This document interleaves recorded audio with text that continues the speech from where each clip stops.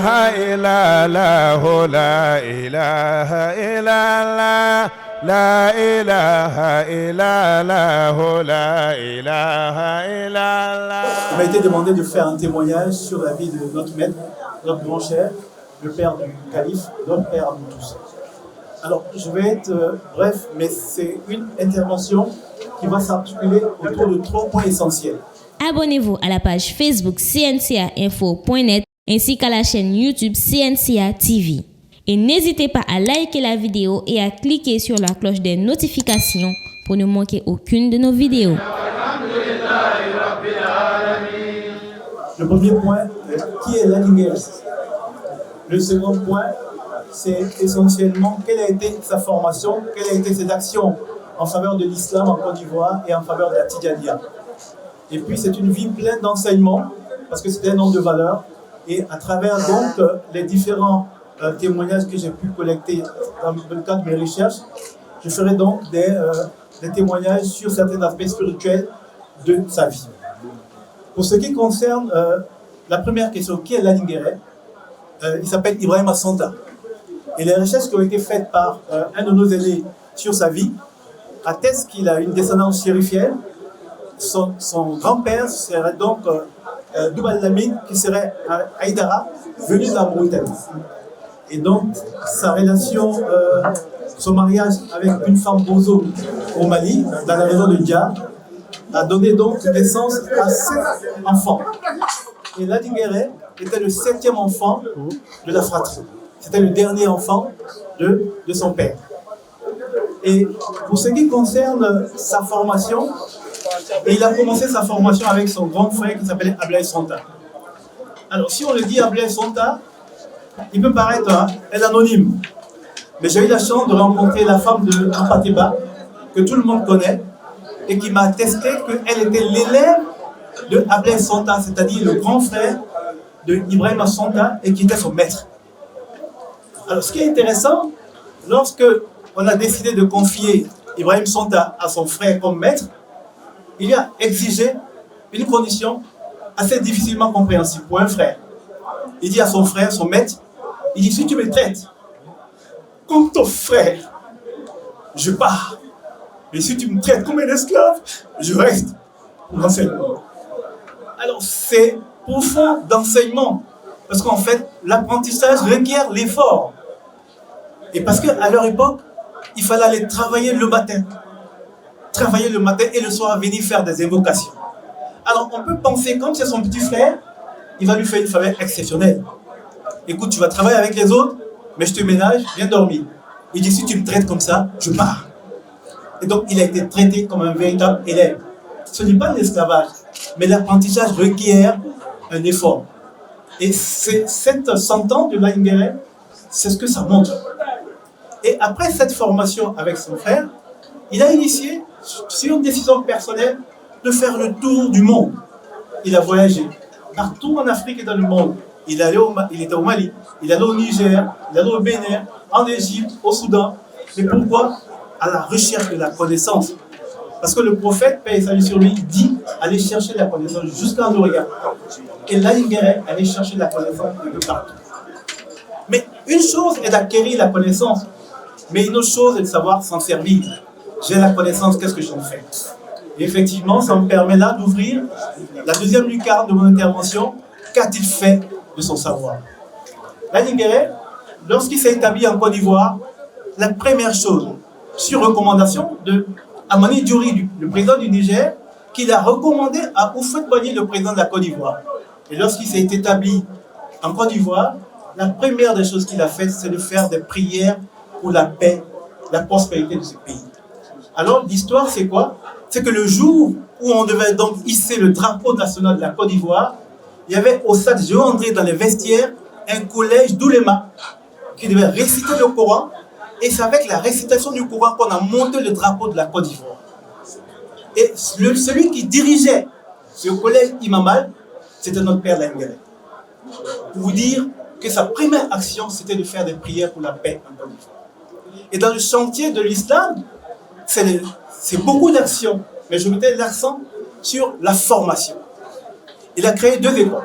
Une première école en 1962 à Ategoubé, c'est un quartier d'Abidjan, où il a formé des grands érudits, de grands imams. Ceux qui sont contemporains de Laïnguéré connaissent très bien. Noum Bakayoko, c'était un imam à Agnaman, un grand imam. Abdel Djiré, c'était un imam à Ategoubé. Tous ceux-là ont été formés par Laïnguéré à Ategoubé. Et lorsqu'il est venu au PK18 en 1976, il a continué sa formation. Et ça, c'est le point de vue de la formation. Mais du point de vue de l'organisation de l'islam, il s'est totalement investi. Mais pour mieux comprendre l'action de Laïnguéré, il faut l'insérer dans l'action globale des chouïous de la tariqa tidjaniya. En fait, l'implantation ou l'introduction de l'islam dans la partie forestière de la Côte d'Ivoire, c'était beaucoup plus le fait des acteurs musulmans tidjanis.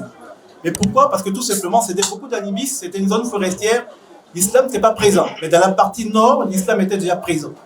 Et c'est les acteurs de la Tidjaniya qui ont introduit l'islam en Côte d'Ivoire, notamment avec l'entrée des auxiliaires administratifs du Sénégal qui sont venus par l'océan, et ceux qui étaient chargés donc de travailler sur le chemin de fer Abidjan-Niger à partir du Soudan, et puis les grands marabouts comme les Laïnguéré qui se sont donc déplacés à travers toute la Côte d'Ivoire pour parler de l'islam.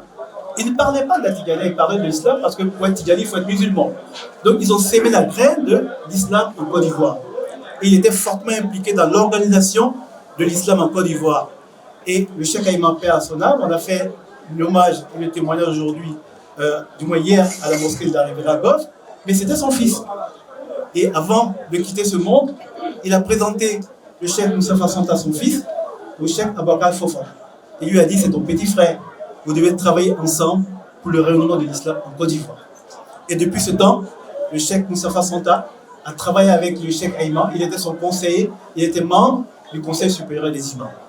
Et on a eu la chance, par la grâce de Dieu, et c'était un témoignage des imams même du COSIM, au décès du dernier Cheikh Ayman, c'est lui qui a présidé le collège imamal qui devait donc organiser les élections pour le choix du responsable, du président du COSIM.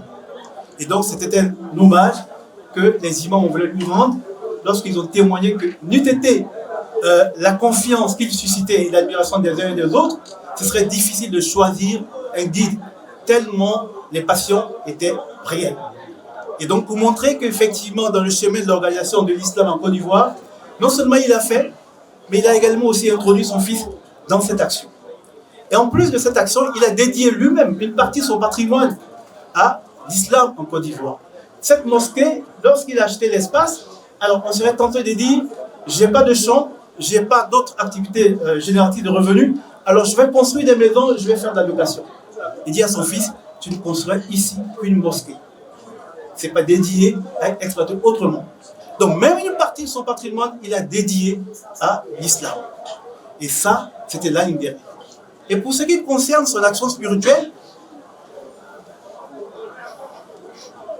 vous m'excusez en fait pour l'émotion, c'est d'abord l'amour du prophète et sa mission. Il a eu 3 garçons et il a voulu pour tous ses enfants donner le nom Mustapha. Et les 2 premiers enfants sont décédés. Et le calife actuel Mustapha est le 3e Mustapha de Laïnguéré pour attester de son affection pour le prophète paix et salut sur lui et sa noble descendance. Et jusqu'à sa mort, il ne s'est jamais assis pour saluer un shérif. En dépit de son âge, quel qu'il soit le shérif, il a 2 ans, il a 3 ans, Laïnguéré se lève et il le salue, par respect pour le prophète et sa descendance. Et il a continué effectivement dans l'engagement spirituel en formant de nouveaux guides qui aujourd'hui font la fierté de la Tidjaniya. Un des exemples que nous avons aujourd'hui qui fait la fierté de la Tidjaniya, c'est le calife. Il est issu de cette école de Laïnguéré. Donc en gros, sur le plan de l'islam comme sur le plan spirituel, c'était un acteur dynamique qui a fait beaucoup pour la Tidjaniya. Le 3e élément en fait de mon intervention, c'est les enseignements qu'on peut tirer de Laïnguéré. C'était un homme de valeur. Et l'héritage qu'il nous a laissé, c'est surtout d'avoir confiance en Dieu. Et il nous disait, il a dit au calife, ayez plus confiance en Dieu qu'au nom de Dieu. Les noms de Dieu, ce sont les attributs de Dieu. Faites plus confiance en Dieu qu'aux attributs de Dieu. Et son école qu'il a créée, c'est ce qu'on appelle l'école du Koulan Sibala. Faites confiance à Dieu en toutes choses. Et justement, vous allez voir qu'au PK18 et partout tous les élèves de l'Aïnguéré, lorsqu'on finit la prière du Maghrib, on récite le Koula Nisubana. C'est une récitation que tout le monde connaît pratiquement maintenant en Côte d'Ivoire et qui est très distinctif de l'école de l'Aïnguéré. Et ça, c'est d'abord le premier élément. Mais pourquoi la confiance absolue en Dieu? L'enseignement qui vient, c'est que c'était un encouragement pour tous ces érudits qui pensent qu'effectivement, être au service de Dieu, on n'a pas peut-être un revenu en face. Mais le meilleur employeur, c'est Dieu, parce que tout provient de Dieu. Et l'Aïnguéré, sa vie, c'était cela. Et il a montré effectivement qu'en étant au service de Dieu, on ne perd jamais lorsqu'on est sur le chemin de Dieu. Mais pourquoi? Parce que lorsque l'Aïnguéré décédait, il n'avait que 7000 francs sur lui. Et le premier fils, il avait 26 frères. Il n'y avait rien. Et cette partie me rappelle la mort du prophète paix et salut sur lui. Il n'avait ni un dinar, ni un dirham. L'Aïnguéré n'avait que 7000 francs. Il laisse un fils qui a 26 frères. Il n'y a aucun revenu en face. Mais lui a dit, tu as confiance en Dieu.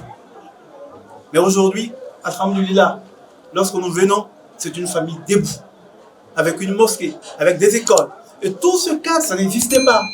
Mais comme quoi, sur le chemin de Dieu, on ne perd jamais. Mais c'était un enseignement de la vie de l'Aïnguéré. Mais en fait, cet enseignement est assorti également aussi d'un autre enseignement, le respect du dépôt. Si effectivement les érudits prennent l'exemple de l'Aïnguéré, effectivement, ils ne perdront jamais sur le chemin de Dieu, parce que Dieu est le meilleur employeur.